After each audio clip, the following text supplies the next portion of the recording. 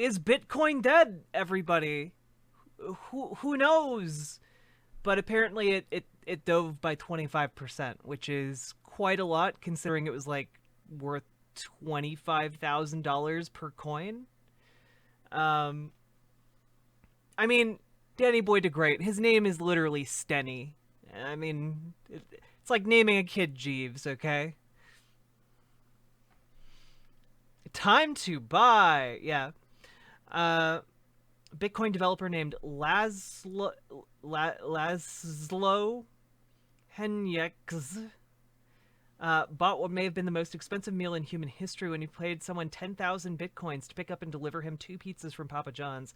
Jesus. Given that 1 bitcoin is now worth more than 30,000, those pizza cost in retrospect somewhere north of $300 million. Damn. Um, let's see. Uh, Bitcoin has gone from being an interesting experiment in decentralized finance to being the best performing asset of the decade, rising more than 10 million%. Holy shit. And jumping 220% last year alone. There's a Bitcoin ticker on every finance website, legendary investors, blah, blah, blah, blah, blah. Despite being extraordinarily risky and volatile, as evidenced by the 25% drop it took last Friday and Monday afternoon, Bitcoin has, in some sense, been admitted to the club that is now seen by many as a plausible competitor to assets like gold. But along the way, something odd happened. Bitcoin completely lost its original reason for being. True! I never see anyone point this out, you know? I never see anyone point this out. The original reason for Bitcoin existing was as like a digital alternative to like cash money. Um but it turned into like an investment thing instead, which is really wild. Um Bitcoin was, after all, not designed to be a speculative asset. This was designed to be a currency, a new medium of exchange that people could and would use to transact daily business with each other. That's why we call it a cryptocurrency. When Bitcoin was first introduced to the world in 2008 as in a white paper, its mysterious creator, who dubbed himself Satoshi Nakamoto, described it as a purely peer-to-peer version of electronic cash, which would allow online payments to be sent directly from one party to another without going through a financial institution. He billed Bitcoin as an electronic payment system based on cryptographic proof instead of trust, allowing any two willing parties to transact directly with each other without the need for a trusted third party, like a bank or credit card company.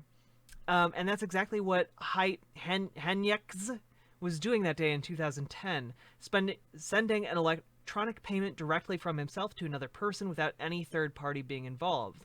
He may have unknowingly made a terrible investment decision, but he was using Bitcoin exactly as it had been designed to be used. It's easy to forget now. So let's see. Because Bitcoin was designed to have a fixed number of coins, it will have 21 million coins by 2140, and then no more. People could use it without worrying about inflation debasing its value. It was a kind of cyberpunk fantasy that enchanted many. As recently as 2018, Twitter CEO and Square founder Jack Dorsey said, "The world will ultimately have a single currency. I personally believe it will be Bitcoin." Even today, you can still find pundits who trumpet Bitcoin's revolutionary possibilities and point to things like PayPal's plan to offer its merchants the ability to transact in cryptocurrencies in 2021 as evidence that radical change is afoot.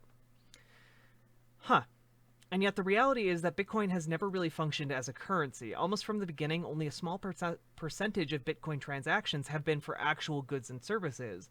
And of those, many have been for illicit goods and services like drugs and online gambling. Lol. Most Bitcoin transactions have been trades, people simply buying and selling it. The blockchain analysis company Chainalysis, damn guys, get a better name for your company, for instance, found that in the first 4 months of 2019, just 1.3% of total transactions involved merchants. And guys, I know that this is really boring stuff, but I think that this is some really interesting things just to keep your hand on the pulse of your fingers on the pulse. Knowing this kind of stuff can actually be a way of navigating capitalism more effectively, and that can be really useful. if you have the means to do it. Kiputito, thank you very much for hitting that follow button, friend. I only ever used Bitcoin to get high. All right, I'm glad this is interesting. And that trend only accelerated as the value of Bitcoin has soared. Strikingly, despite the speculative fervor that has surrounded Bitcoin, the total number of transactions has risen only mildly over the past 2 years. And the number is so small relative to the total number of electronic bank and credit card transactions as to be barely worth mentioning. On average, there are now 325,000 Bitcoin transactions, including trades, per day. There are roughly 1 billion credit card transactions per day. Some of the failure of Bitcoin to live up to its promise as a currency has to do with the practical problems with the way it works. Most obviously, the fact that Bitcoin's design makes it a very slow process. Very slow at processing transactions. For instance, Visa processes approximately 6,000 transactions a second, has the capacity to do many times that. Bitcoin can do 7. Oh damn! It's literally thousands of times slower than a traditional credit card company. So Bitcoin transactions often take a long time to complete, which doesn't work so well if you're trying to use Bitcoin at the local convenience store or even buying something online. Bitcoin's transaction fees have also, at different points, been shockingly high. During the last Bitcoin boom in 2017, fees reached as high as $55 per transaction? Holy shit.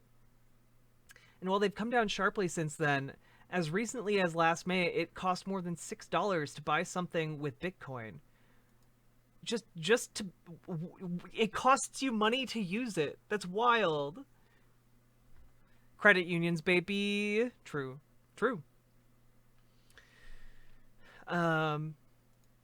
It's not a problem if you're making an investment, but it's a big obstacle if you want to buy a pizza. True.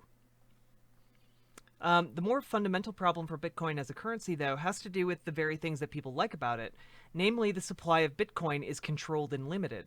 Because the supply is limited, when demand for Bitcoin rises, because, say, people are convinced they can get rich quick by buying it, then the value of Bitcoin is going to rise as well. So if you believe your Bitcoin is going to become more popular, then it's foolish to spend it on a pizza. You should hoard it and then sell it once its price rises. And since you can get along perfectly well without spending Bitcoin, there's never been anything pushing people to stop hoarding. The more people hoard Bitcoin, treating it as a speculative asset, the less appealing it seems as a currency. On top of this, the extraordinary volatility of Bitcoin's price, which, as we've seen in the past week, can fall 10 to 20% overnight, discourages businesses and individuals from accepting Bitcoin in exchange for real goods and services, since few people want to get paid today with something that might be 10% less valuable tomorrow, which, fair, I guess. It might be 10% more value, but of course it might also be 10% more valuable, but that kind of gamble isn't one most businesses are interested in making. True. Bitcoin just made stocks. Yeah, they reinvented the stock market just in cryptocurrency. Gosh.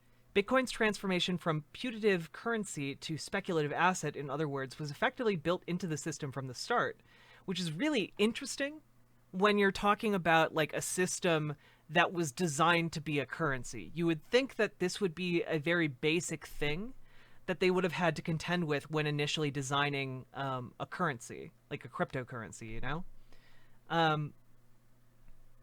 It's where Bitcoin was headed all along. Cryptocurrencies have emerged in Bitcoin's wake that are better designed to function as currencies, but paradoxically, they're nowhere near as popular as Bitcoin. Even though it may have been designed as a payment system and a medium of exchange, Bitcoin's real appeal was inevitably going to be as what economists call a store of value, a kind of digital analog to gold. Like gold, Bitcoin is valuable to the extent that people think it's valuable. If you buy it because you think somebody else will pay more for it in the future. And like gold, its value can't be inflated away by a central bank. The fact that Bitcoin has no intrinsic value, the way a stock or bond does, doesn't mean it's headed to zero. It just means that Bitcoin has become totally untethered from its original purpose. What was supposed to be a way to revolutionize people's everyday financial lives is now mostly a way for people to get rich quick or lose their shirts. Or, in an ideal scenario, for people to protect their wealth against inflation. Bitcoin began as a cryptocurrency. It has ended up as a crypto asset. Interesting. CoinSquirt is your that doesn't sound real. This was a really good article. Here, you guys can check it out yourselves and read it at your leisure. But yeah, this was interesting thoughts, interesting analysis that I wouldn't have really considered if I hadn't read this piece. How we doing? How we doing, chat? How's everything going on in your world? We've kind of been floating from topic to topic. What's up?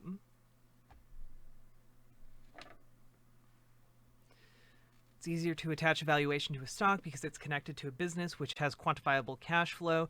It's more sensible as an investment because it doesn't just depend on people wanting it in the future. Yeah,